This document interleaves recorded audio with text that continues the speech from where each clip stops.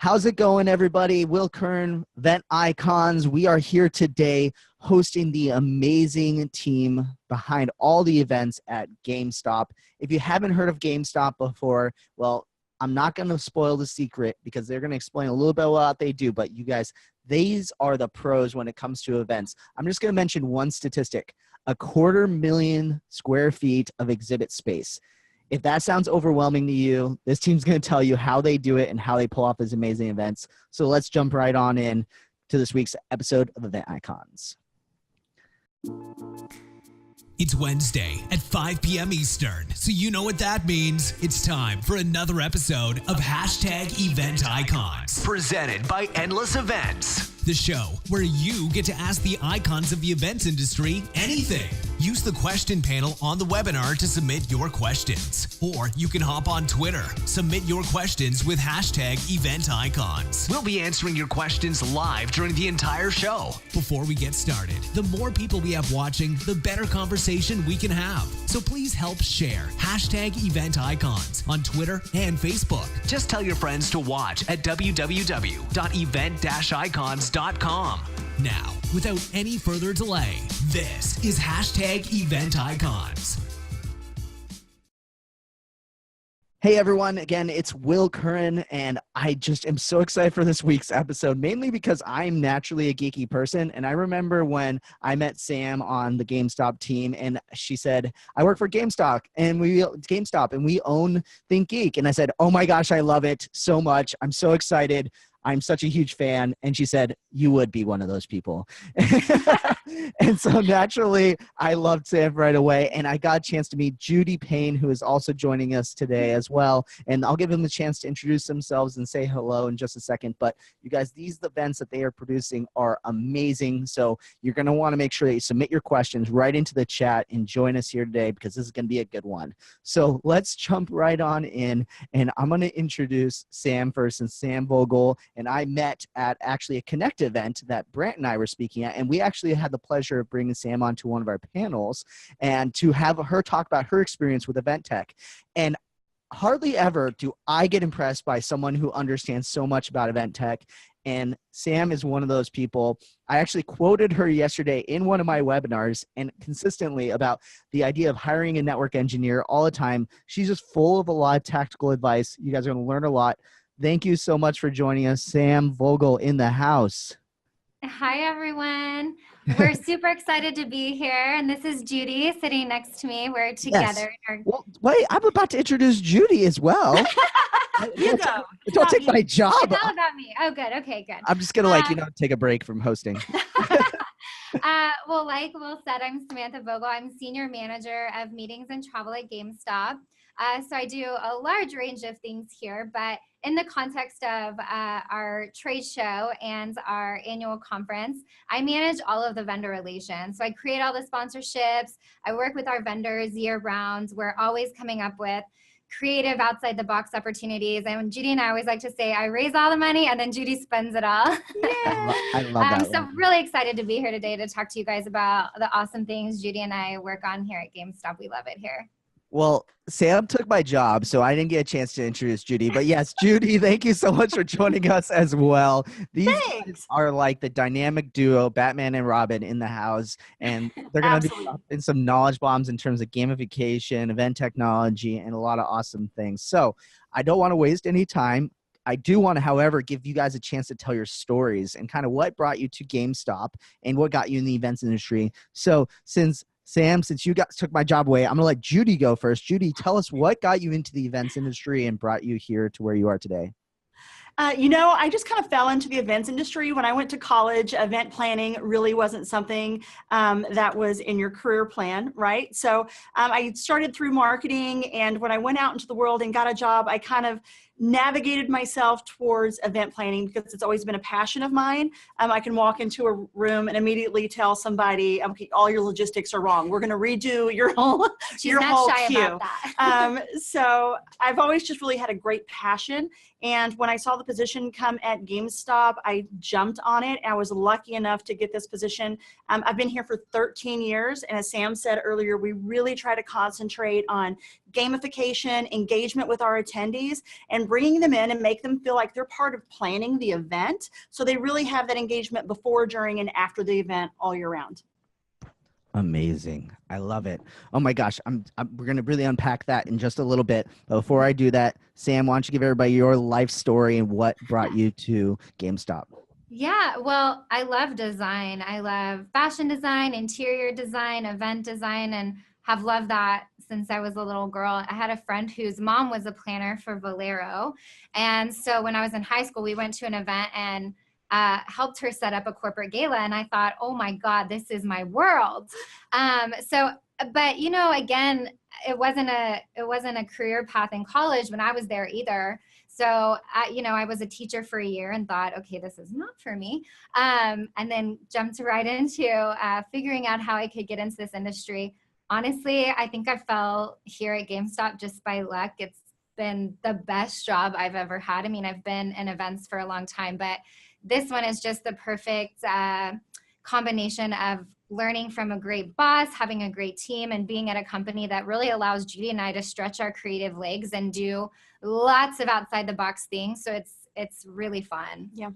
Amazing. Amazing. Well, I definitely do want to ask one single question because I'm asking the audience how many people had heard of GameStop before today's episode. And you got about 50% of the people saying yes and 50% of the people saying no.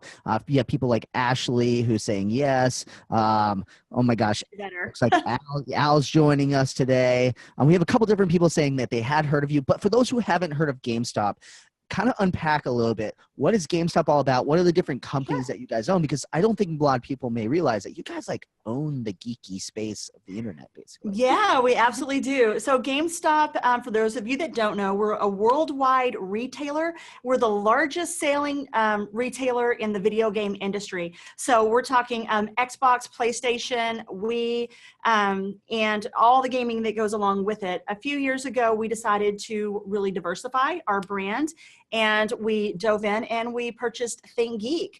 So now ThinkGeek.com, and we have, I believe, almost about 50 ThinkGeek stores across the U.S.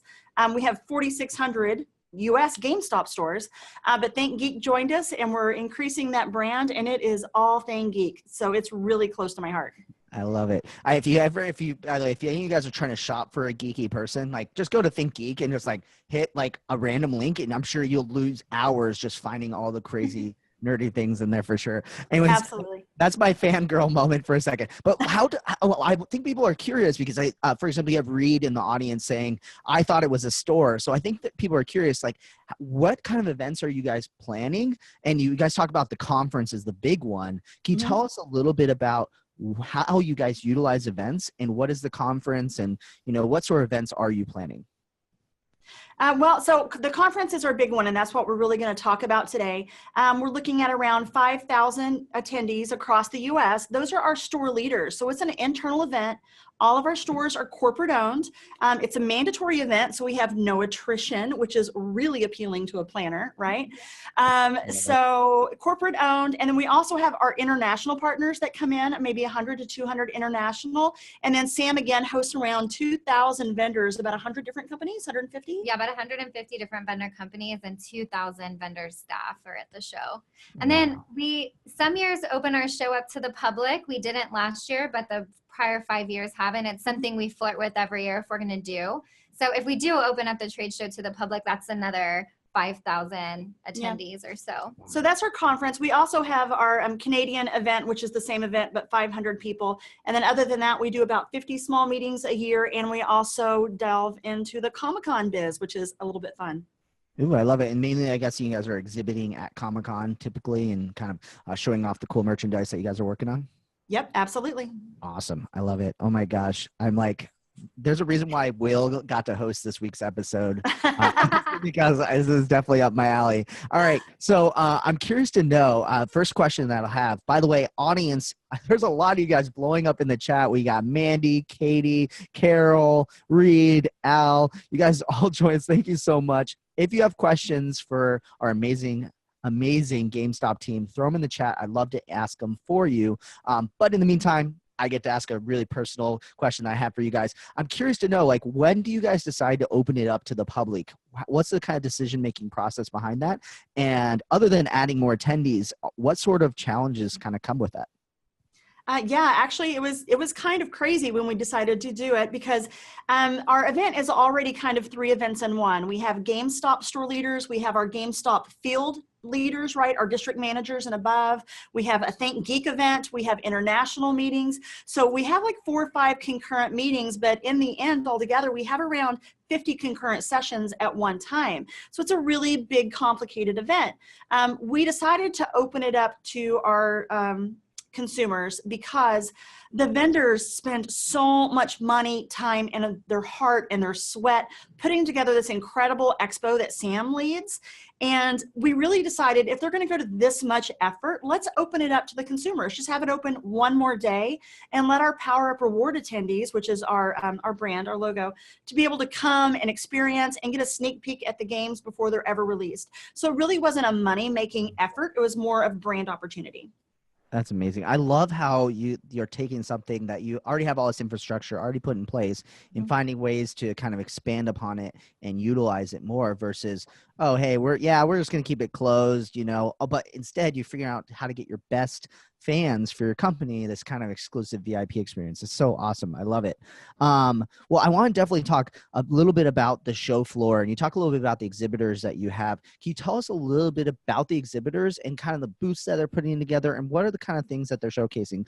Sam, I guess since you get to sell a lot of those expo spaces, why don't you tell us a little bit about what are people bringing to the table and that are exhibiting, and what's kind of the cool, unique things that you've seen that have been awesome? Yeah, I mean, honestly, the vendors really bring the dazzle to the GameStop show. Every year they blow our minds with what they have put together to show our store managers. So we have the big vendors like Judy mentioned earlier, Microsoft, Sony, Nintendo, just the big gaming vendors you typically think of, Activision, EA Sports. But we also, because we do own ThinkGeek, have a lot of collectibles vendors. So probably over the past 3 years, our show floor has really diversified and expanded to include not only the gaming and accessory vendors, and accessory vendors are like Turtle Beach, they make headphones, PDP with controllers, but we have Funko that makes the fun pops. We have A pop is a bobblehead for all you non-geekers. For anyone who doesn't know what Funko is, we did an episode with them. I don't remember the episode number off the top of my head, but we did, I think it's like episode 40 or 50 way back in the day. And they actually talk a little bit more about that. So anyone who's interested in Funko, go check that one out too. So anyway, sorry, keep going. We have apparel vendors like BioWorld. So it's a whole plethora. And I think really where the sparkle comes in is our vendors, they go big, they think outside the box. So they're bringing their new never before seen product. They're bringing their games in beta to get expert advice from our store managers on what works, what doesn't work. They're live streaming from the show floor on Mixer. We've done live Twitch streams. We've had influencers on the floor. Funko will bring some of their new designs to get feedback. And really what's great about all of our vendors is they really create experiential booth opportunities. We've had live tournaments happen on the show floor. And unlike some other shows that maybe don't have the opportunity to do this, we really encourage our vendors to expand their booth outside of their delegated area. So if they have a 40 by 50, but they want to put a Funko box where people can get inside and actually be the pop in the aisle, then we're all about that. So we really work with the vendors to figure out how can we build on the experience you're bringing in your booth and add other experiential opportunities on the show floor that maybe are outside your booth, get you more impact, ensure that our vendors are working together. We obviously are very conscious of ensuring that we're not encroaching on other vendors' space when we allow vendors to do something like that. But I mean, we have had some really fun things on the show floor. One year, Xbox actually built like a live action play arena where people could get in there, suit up, and play Halo against each other in this arena that was then live cast on TVs for the rest of the audience on the outside. So our vendors are so special, and we really work with them year round to ensure that whatever their vision is, we can make it big and bring it to life. And can I jump on that and also say, Sam's really good. When a vendor wants to go the extra mile, they need more space, they want to do something cool. That's not something we charge for because it just benefits us just as much as it does them. So we give them the extra space, go for it, and we'll support them as much as possible. And we'll do that outside of our show floor too, because our show is multiple days long. We don't want our vendors to feel like the only opportunity they have for impact or engagement is on the expo show floor. We want that to really thread throughout the entirety of the meeting experience in the conference. So we'll work with our vendors to create amazing photo ops and bring statues in, create social media opportunities that is just in the foyer. And that's stuff we do outside of the sponsorship. We of course always want to hit our goal, but our other goal is to ensure that both our vendors have that amazing return on experience and that our attendees are excited and have lots of opportunities to engage with our vendors. Wow. Oh, awesome. Okay. So a lot to unpack there for sure. First question I have for you. That was the short answer. Yeah. And then, oh my gosh, we have a lot of amazing questions coming in the chat, which we're going to jump into. But how do you guys create that culture where your vendors are willing to go so above and beyond and are so excited to do it versus just being like, I'm going to buy a booth and just exhibit and put this here? How are you getting them? Like, did that start from the beginning, or is it just like the vendors kind of want to compete? How did you guys create that culture of exciting vendors? I think and I'll speak first and then let Judy speak because Judy's been at GameStop 13 years. So she's got a longer history of knowledge that she can speak to. But from my perspective, I think there's several different elements that go into it. Number one is, first of all, our vendors are all on the forefront of what's happening in technology and gaming and virtual reality and augmented reality. So they're naturally very creative, and they're naturally excited to share that creativity and think outside the box on their own. So we just encourage that by having year-round conversations with them. We don't just wait until we're ready to start selling sponsorships. I mean, we're talking to them November and December, the year before conference happens in the late summer the following year. Number two, there is a competitive spirit amongst them. So some of the big publishers, they definitely want to be the biggest and the best on the show floor. They really care about our store managers' insight. And they know that if our store managers are wowed by them, that our store managers are really going to sell their product to consumers because they're excited about it. The third thing is we actively come up with fun, exciting outside the box ideas, and we share them with the vendors. And sometimes they don't even know that we're willing to let them just brainstorm and think outside the box, and that there's no idea too crazy. We can take whatever idea they have and figure out how to make it work for our show. And the last thing we do is we really invest in our vendors. So every year we do a vendor site visit to wherever our show site is that year. We walk through the space, we brainstorm with them, we come up with lots of new ideas there together. So we really just consistently on a year-round basis encourage that creativity and that outside the box. And we listen to their feedback and what their goals are. And that helps us brainstorm ideas that they might not have thought of that maybe they could work and implement for them. So I think it's just a two-way street in creating a real partnership that lasts throughout the entirety of the year. Yeah, it's the culture's there, right? We have a fantastic culture. The vendors are excited. So I don't think initially there's anything we had to do. It's gaming, right? It's always exciting. So, but I think for us, what it is just keeping that excitement going. So like Sam says, we're extremely collaborative. We don't consider them vendors or sponsors. They're our partners. And it's a two-way street, right? If they're successful, we're successful. So we bring them in on the planning and we'll brainstorm. If there's something you want to do, challenge us. We'll figure out a way to do it. Yeah, a few years ago, I love telling the story because it ended up being a huge thing. We actually won a Best in Show for it. But a few years ago, WB wanted to really get into esports. And they were like, y'all's conference is so amazing. The production element is there. The excitement's there. The passion's there. Could we partner with you at your conference to do an esports tournament? And we were really excited about that. It was something we'd never really done to that scale. But that was not something that we added on extra for. We were like, let's do this. So we worked with ESL, with Freeman, with Warner Brothers. It turned out to be an incredible experience, all because we pushed them to think outside the box. And when they came to us with an outside the box idea, we were like, we'll figure this out. Let's look at our resources and let's make this a one-of-a-kind experience. And it turned out amazing. Yeah. Awesome.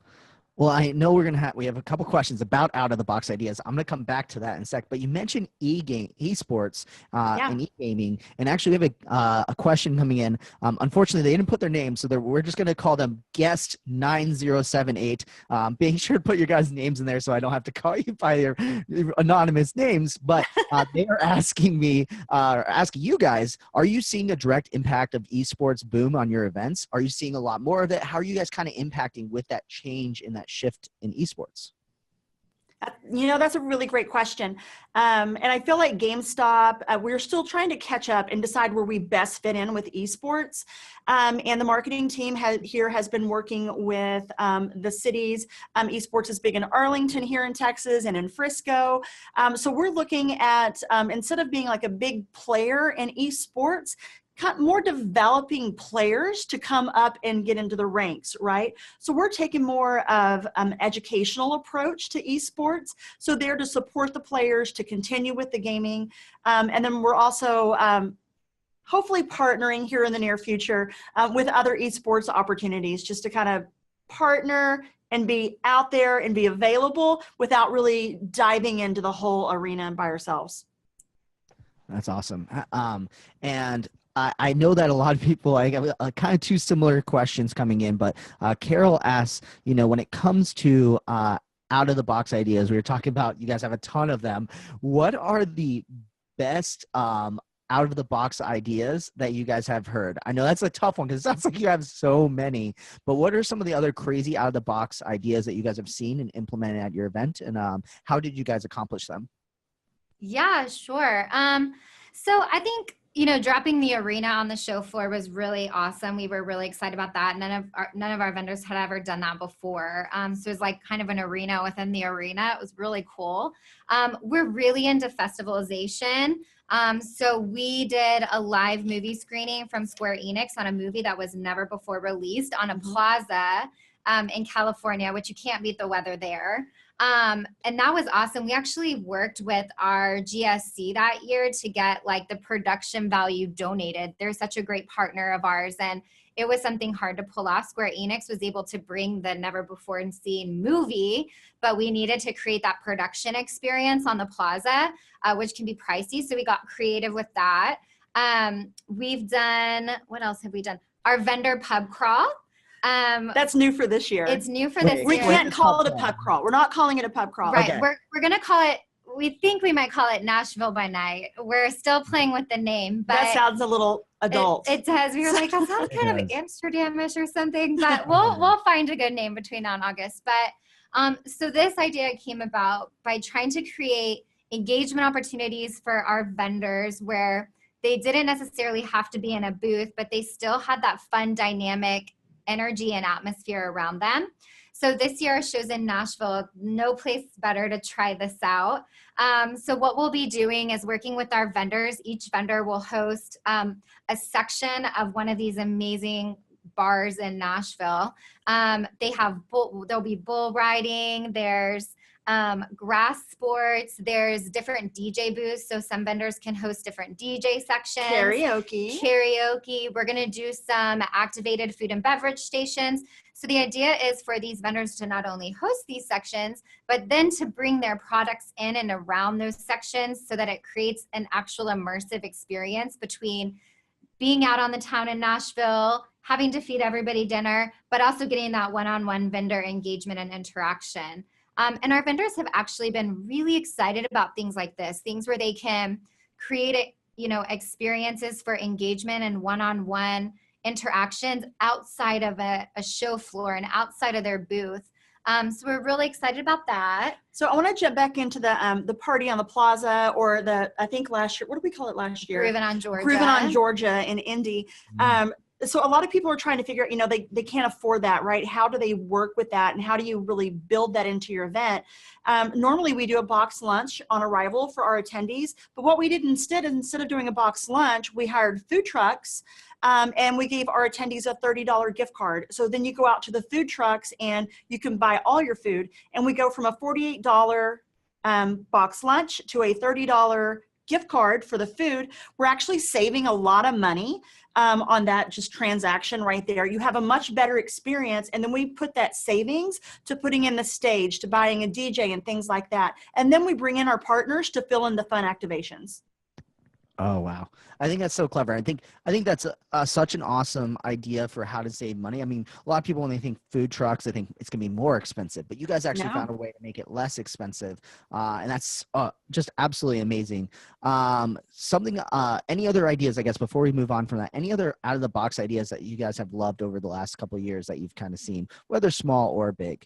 Yeah, so this is a small one, and actually I brought this back this year and just sent out kind of a probing email to some of our vendors to see if they were really interested in this, and they really are, but it's really small, it's super simple. But when we do attendee roundtables on either arrival day or during downtime at conference, where we'll partner vendors up at 10 tops or 12 tops, where they can have one-on-one conversations outside a show floor, outside other stuff going on with attendees that are invested in their product and can give them actual feedback on what's going on.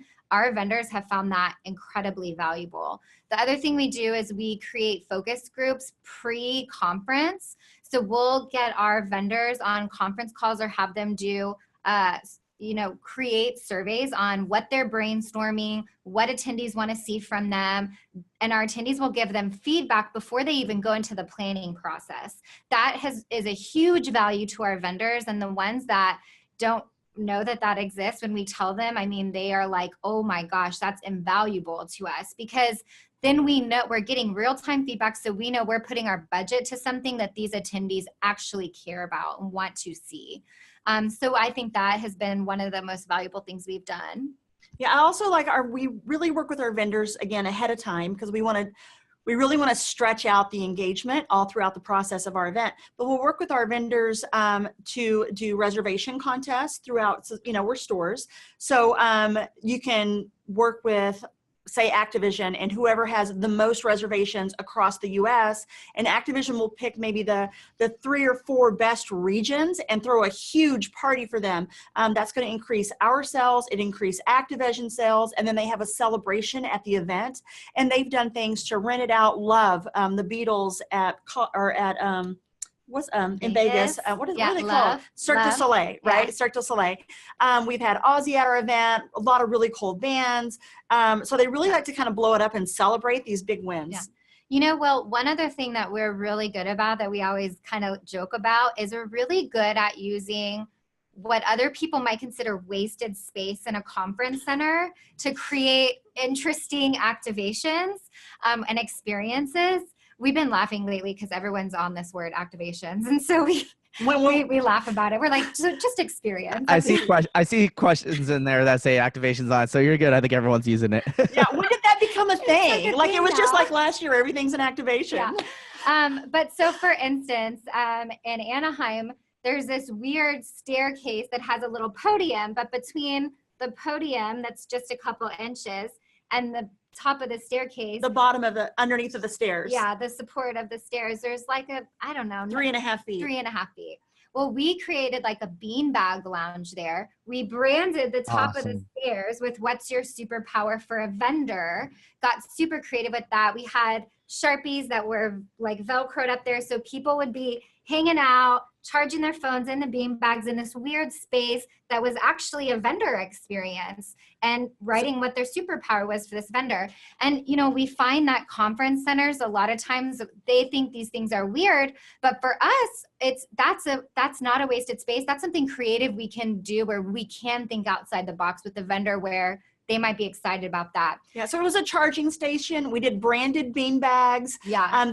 The cling on the ceiling was branded, and then you can autograph it and write in what your superpower was. So that was really simple. It cost like a couple of bean bags. So simple. And with technology these days, I know not everybody has the money to take their vendors on a site visit. But with technology these days, we do a pre-conference vendor call with all of our vendors, even the ones that don't go on the site visit.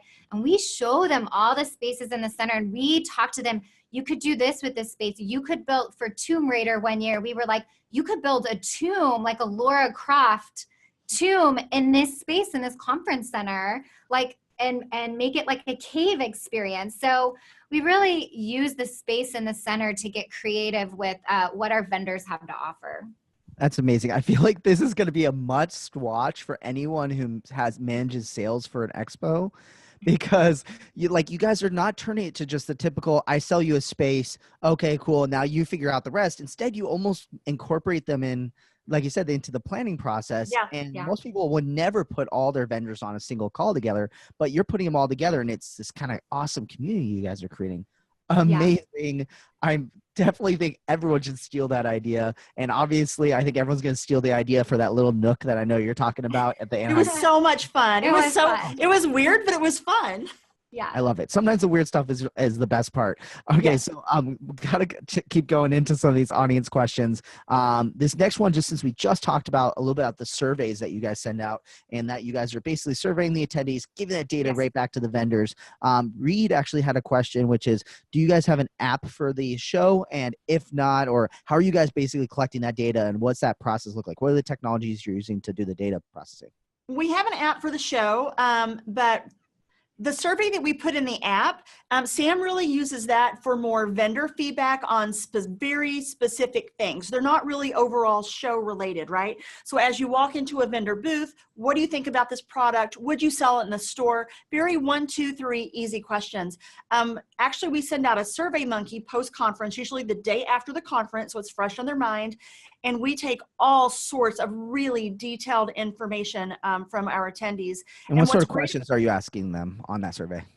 I mean, we ask everything from every little engagement element. Did you like it? How much? Did you participate in it? Did you not even know about it?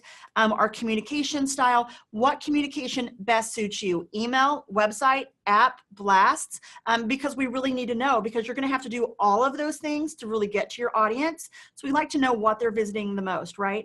And on the engagement pieces, we want to really know what works and what doesn't, so we know how to really plan for the next year and transition as we move forward. Yeah.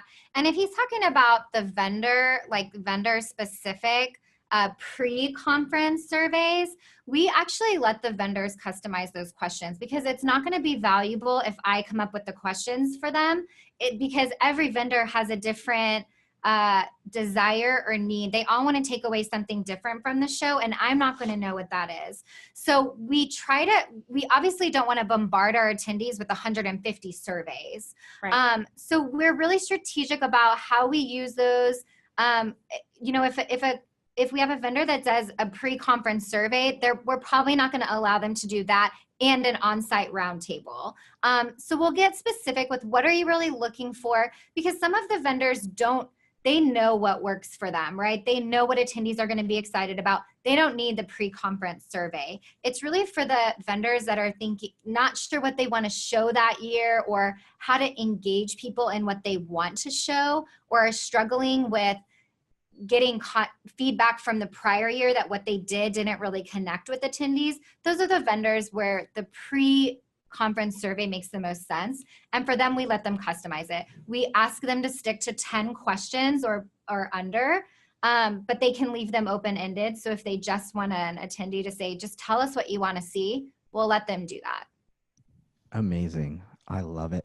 Oh my gosh. So many good questions. I have so many questions as well. Next question I want to ask is from Al Gilbert. Thank you so much for joining us. He wants to know, are your conventions always in the United States, or have you guys started to look at doing stuff futurely? You know, we were talking a little bit before the call that you guys actually have an office in Ireland, which I'm sad that I'm not hanging out at right now. But are you guys looking at international as you guys start to expand and all that sort of stuff? We actually have 5 international locations, headquarters, right? So what we do, we don't do their events. Sam does produce the Canadian event. It's a week this year, a week after our event. It's the exact same event, 1 week long, but with luckily only 500 attendees, but the hours are still the same and the work is the same. So we do produce the Canadian event. For our international partners, what we do is there's a planner located at each location, normally in the marketing department, and we share all of our assets with them. So we'll send them our videos, our PowerPoint presentations, our agendas. That way they're not starting from the ground up, and just sharing all of the assets all year long. Yeah.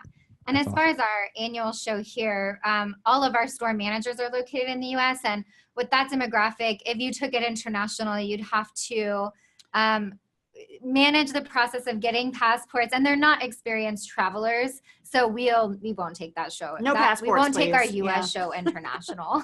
That's awesome. I love it. One follow-up question I have that I wanted to ask you guys about when it comes to your traveling show is that every year the conference is switching locations. What are your best tips for somebody who is planning such a large event to not have to always be working year to year, feel like they're reinventing the wheel every year? And I'm hinting towards something that I know that I want you to share is that you guys plan way ahead when it comes to this stuff. Can you kind of share your tips for what it's like planning way ahead and also how you guys reduce the stress from switching locations every year?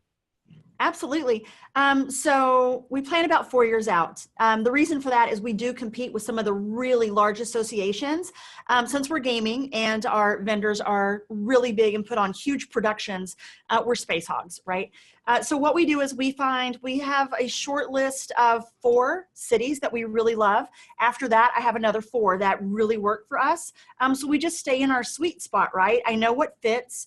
I know the best locations for us. And one thing for GameStop that we are really passionate about is we want a city that's extremely walkable. And I don't mean a little walkable. I mean, you don't even have to take a bus or a cab while you're there. So we want our attendees to walk out of a center. There's their hotel. There's 1,000 bars and restaurants. And the reason we started doing that is, many years ago, I really had to cut my budget and find new ways to be creative so I can really incorporate the engagement piece, right? So instead of doing ballroom dinners, which everybody, hates after having a ballroom breakfast and lunch, I cut out the ballroom dinners, and which are usually around $120 plus, and we switched to those gift cards. So now all of our attendees get a $30 gift card for every night that they're there. So if you're there for 4 nights, you get $120, right? And that saves us on that one event about $1.5 million. For the one event to do the dinners on your own gift card. And it also gets them to experience the city every night and have just a fantastic time in the destination. Yeah, I think from the vendor standpoint, we're really good about sharing where our years are coming up because we do plan so far out in advance. Yeah. So that's information that we're consistently, and we talk to our vendors all year round. So they have an extensive planning process as well, especially our show timing is and a prime gaming time. So there's PAX usually right backed up against us. There's Gamescom in Germany right back up against us. So we have to ensure that our vendors have the information long in advance so that they can plan logistics on their side too. So we're just really good about communicating to our vendors. Amazing. Okay. I feel like we have so many questions. I don't have enough time to ask all of them. I'm going to cherry pick, and this is an amazing question that we've obviously talked about a lot of the amazing stuff that you guys have done. And I feel like we could probably talk for days on end all the awesome stuff you do, but I think we can also learn from the mistakes. So we actually have a question coming from the audience. They say, I don't know if you're willing to say, but have you had an idea that went astray and that you would absolutely not repeat? So maybe something that you said, heck no, we're never doing that again. Something you thought would be awesome, but end up failing. Oh my gosh, there's really been so many that you think would be absolutely fantastic. One of my, this was actually very well received, and actually it's kind of a win for our attendee base, but for us, we would not do it again. And what it is we did an MC contest where all our attendees could enter a chance to win the MC spot on the general session stage, right? So you submit a video, who you are, why you want to be the MC, and you're up there in front of 7,000 people, the GameStop audience, getting to introduce our executives. So it was a big, long process. We had all these videos, people submitting in, and, you know, in the end, they're still not professionals, right? So you still have you're still cherry picking the best of what you have on the stage. So you still have people reading the prompter and reading the lines, and it's a lot of fun, very engaging for our attendees. But on the production side, God, that was a bear. Like it was tough. Yeah. I think another thing we did on the expo show floor a couple of years ago, and I know this is really kind of a trend happening, but we created panels on the show floor. So we brought in some gaming experts. We even tried to, when our show was public, we had some experts there talking about the rating system for parents. We thought, oh, the parents are bringing their kids. We'll create this panel for parents. So it gives parents some knowledge on what is age appropriate for your kids and not, and that let parents ask questions, that kind of thing. But we found that, well, two things. Number one, we're not experts in gaming. And so we had to ask some of our other internal resources to curate those panels. And I don't know that the visions aligned between them understanding what an expo show floor is like and how to really create panel content on that show floor, and then us really having no control over the content. So those didn't work out so well. And we realized that our show is so interactive and it's so hands-on, and there's so many things that people want to see and do and touch because they've never seen them or touched them before. They're brand new. That the panels just didn't have that draw. Right. Because people were drawn to the Xbox Would you rather be in a cool booth or sitting in a session over to the side? And so that's something we tried out. It just didn't, not saying it doesn't work at other shows, but it just didn't work at ours. And then I'd say the last thing is, because we do think outside the box and we're willing to fail. We know not every idea we have is going to be a big hit. Luckily, this one was like, it wasn't a vendor that did it, it was us. But we have a brand called Game Trust. And as you've probably guessed by now, we're really big about creating interaction outside the show floor and throughout the entirety of the conference, whether it's during lunch or while you're walking to the general session. But we had our Game Trust show the beta for one of the new games that they were developing. It was an indie game. It was a big production, a stage, really loud speakers, and they would live, I don't know the gaming word for this, but they would live cast what was happening on the screen via the microphone. Well, we thought, well, let's do that in the cafe while people are just hanging out. Everybody was so annoyed by it. So freaking annoying. It was so loud. And the event team was sitting right beside it. So you couldn't talk, and it was just. Yeah, everyone was so sick of that game. They were probably like, we're never buying that game. Oh, no. Oh, my gosh. Yeah, it's funny how you like sometimes think like, oh, yeah, it's going to be loud everywhere. Like, but sometimes you're just trying to find some silence. Okay. Yeah. So got a couple more questions coming in. Guest 9078. Again, we got the anonymous question coming in. I think this is probably, I'm guessing a yes, but are you being asked to provide your large events ROI to your executives? And if so, how are you guys measuring ROI to those executives? Yeah. Absolutely. That's a great question, because I really think ROI is almost impossible to figure out, right, for any event.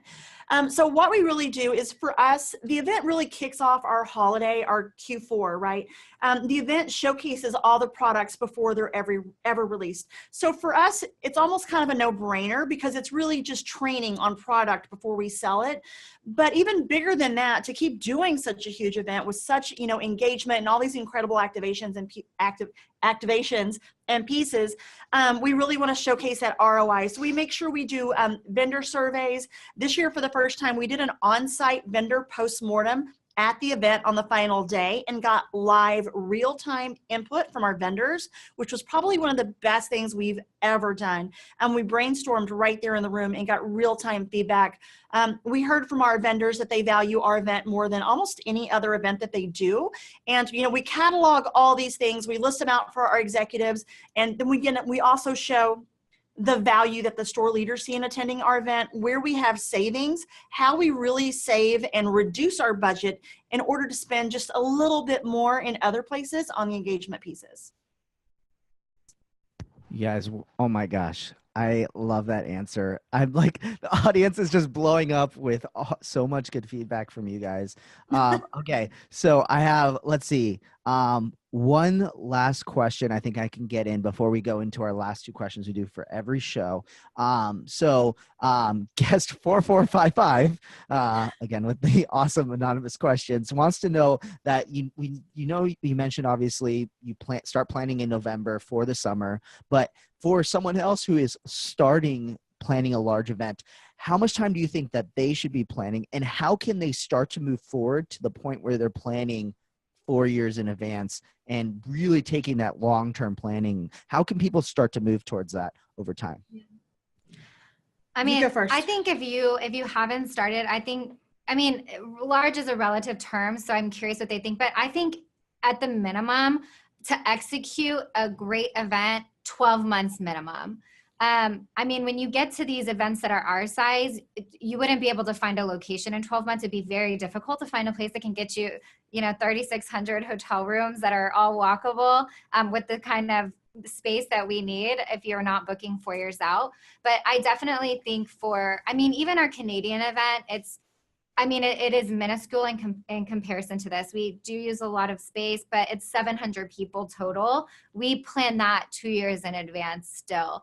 And once you get that first one under your belt, it's just a constant, continual process. You never are not thinking about it or not taking the next step towards the next event. Yeah, and I agree with the 12 months. And while it is 12 months of planning, it's not continuous planning. We're doing things all throughout the year. So at 12 months, we're working on the logistics. Which rooms are we using? Do we have enough rooms? Do we have enough meeting rooms? Do we have enough sleeping rooms? What is the branding going to look like? What if it doesn't work there? What is our budget on branding? Because we have an overall budget, but when you start looking at the branding, you obviously have to put all the ideas in a bucket and then say, okay, do all these ideas work within the budget that we've defined for branding? And if not, which are the most impactful? Right. And then in 8 months out, then we're looking really for Sam to finish her sponsorships and me to have a really good idea what the logistics really look like, where our general session will be, the cafe, all the different elements that we can pull together, because at 7 months out, we have to launch. We launch everything, right? We launch the sponsorships, what we're going to be doing. We're showcasing it to the vendors, doing those vendor site visits. That way by 4 months out to 3 months out, we launch registration. And by then we know what vendors are going to be in what rooms. We know what everything's going to look like. And at 4 months out, the whole event is baked. And we just kind of let registration run. And at that point, we're fine tuning and working on the engagement stuff. Because at 4 months out, it's all about engagement. Yeah. And I'll say this, I think things pop up all the time. Like we're constantly adding new elements, new ideas to our show. And if we think of something amazing 2 months out and we know there's no way we can implement it for this show, we have that in our back pocket. We're like, we're doing this next year. Yeah. And it's even little things like, you build registration once, and if you stay with the same registration company, for the most part, that site is built, but we're always fine tuning it. We're fine tuning the verbiage. We're adding new clauses that are around security, or if last year we had some from the vendor side, they have to select a photo, acknowledge a photo release, but the wording was a little bit off. And so when they selected that, there was maybe some things missing. So we're fine tuning things like that the year after it happens for the next year. And a great tip is during events, as things are going and moving so fast, if there's something I think of when I'm there, I make a note, I physically write it down and email it to myself, because we all know as planners, it happens so fast on site. And by the time you get to move out day, you don't remember what happened that morning. No. But there's so many great things that you think of on site that come to you. They're like, oh, I should do that next year. I should do that. And things you see at other people's show. I mean, some of our, biggest influencers are other amazing planners that are doing great things at their shows. And we love to hear about them. And that's definitely why EventIcons is for sure. I feel like you summed it up perfectly. Awesome. You guys, there's so many questions, and I don't think we're going to get to all of them. So I have to ask our last two final questions. However, for everyone tuned in right now, these awesome questions, continue them on Twitter, #EventIcons. Also, we'll be continuing the conversations in our Facebook and LinkedIn groups as well. If you're watching this after the show, you can join on there as well. But you guys, so many awesome questions. Shout out to the audience joining us today for all the great questions. However, I do have to wrap up with our final two questions, which are, and you guys feel free to continue dropping amazing ideas. My second to last question is, if you had one tip for event planners, what would be your one tip for event planners in 2019? And I'll let Judy, you want to kick it off? Sure, I'll go. I'll say don't be afraid of failing, because that's where every huge success comes from, is that just leap of faith to jump out, even though you know you could fail. We fail 5% of the time, maybe 10% of the time. Nobody notices those. Nobody notices the thing in the corner that's not really working unless it's really loud in the cafe. So just jump out there, have a good time. If it doesn't work, it doesn't work. Everyone's going to notice your successes, so just go for it. Yeah, and mine is think outside the box, even around things that are normal. Like we have recently decided to do different sets with our food and beverage on our expo show floor to actually encourage engagement around food and beverage for our smaller vendors. So like the food and beverage is actually like a board game activation, and we have vendors strategically partnering at those tables. Think outside the box. And, I think, like Judy said, everything's, not everything's going to work out, but you have to be willing to take some risks in order to create amazing new experiences. Yeah.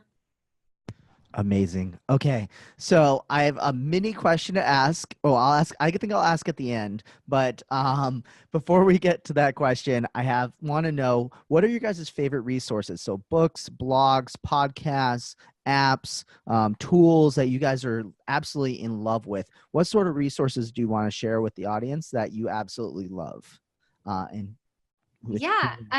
obviously I think Endless Events is a great production resource. I love Event Manager blog as well. I get great ideas from there. And a lot of times what's coming out through that isn't the like trending topics, which I really like. I think sometimes the trending topics they get so, over published that you feel like you have to fit them into your event somehow. So I like Event Manager blog for that. I really like Smart Meetings, and Will and I met at Connect, and so I think Connect is also a great resource. Yeah, I like the PCMA forum and PCMA Convene. I really enjoy the forum because it's really planner sharing with other planners, and I feel like that's where you're going to get your best education, right? Is learning from your peers.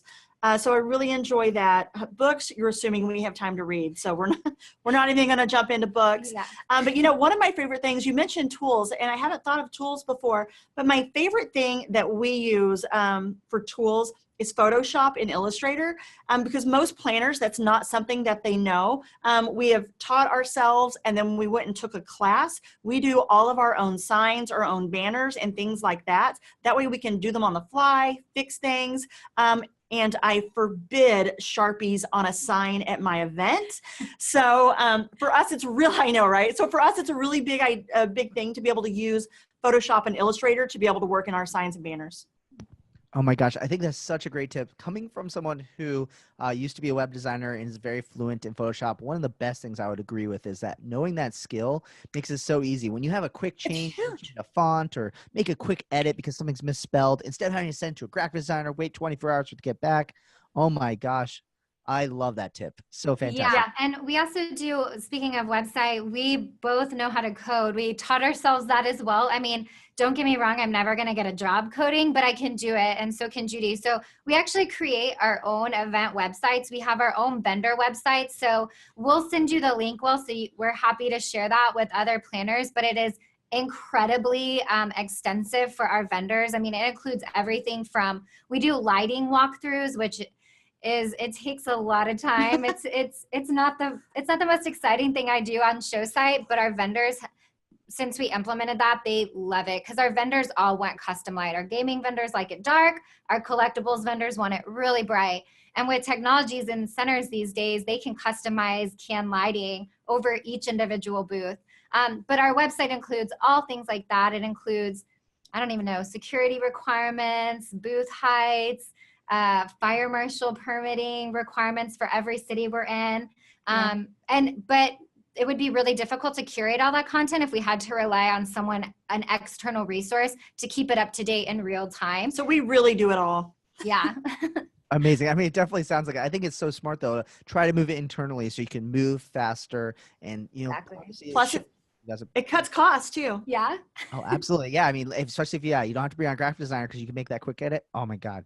Amazing. Right. Okay. So I have one final question before I thank you guys and we sign off for today. This one's going to be the hardest question for you guys. If you had to pick one fandom, so like whether it's, let's say DC Comics or I'm done. Harry Potter, what is your guys' fandoms? Harry Potter. I love it. Sam, That's my ringtone, Harry Potter. Sam probably is not a geek as I am. I'm going to tell you the funniest story. A few months ago, we were hiring for a new planner on our team. So we were talking about interview questions, and Judy was like, I think we need to ask them like who would win between Batman and Spider-Man. So we're in the back of a cab having a full out argument on who's going to win. And in my head, I told her, I was like, what has my life come to? No one that knows me would think I would ever be having an argument about Batman and Spider-Man, but I think Spider-Man would win. It's Batman, by the way. Oh, it's definitely Batman. It's absolutely Batman. Spider-Man. Yeah, he has no powers, but he's rich and pissed off. So he Exactly. I'm with Judy on this one. I think Batman all the way, but everyone knows I'm a DC Comics nerd, so that's where I win. Oh my gosh, you guys, thank you so much. This has been absolutely an amazing episode. It shows by all the questions we're getting in from the audience. Thank you guys. Thank you, Sam and Judy, so much for being on the show. We really appreciate you guys. Stick around until the very end. I want to make sure I can thank you guys a little bit more, but thank you guys again for being on the show. Thanks so much for having us. This was so much fun. Yeah. So much fun. I told you guys the hour flies on by. It does. So guys, everyone tuning in, if you aren't subscribed at event-icons.com and you're not watching this live, make sure to head over there and sign up so you can join the Facebook conversation, the LinkedIn conversation, Twitter conversation that we're going to continue having after the show. For everyone tuned in, you guys know what's up. Thank you guys so much for tuning in. We'll see you guys next week on Event Icons, where we're going to be crushing some more questions, and you can continue to ask the icons of the events industry your questions. Let's get out of here and let's cue that outro. Bye.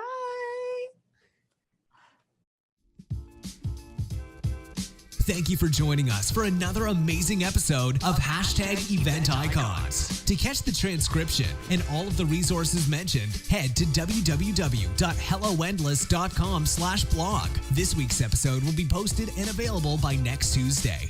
Also, let us know what you thought about this week's episode. Share your biggest takeaway. And join the social conversation. Sponsored by Little Bird Told Media. Just tag your post with #EventIcons. We'd love to hear from you. Thank you again for joining us. We'll see you next Wednesday at 5 p.m. Eastern, right here on #EventIcons.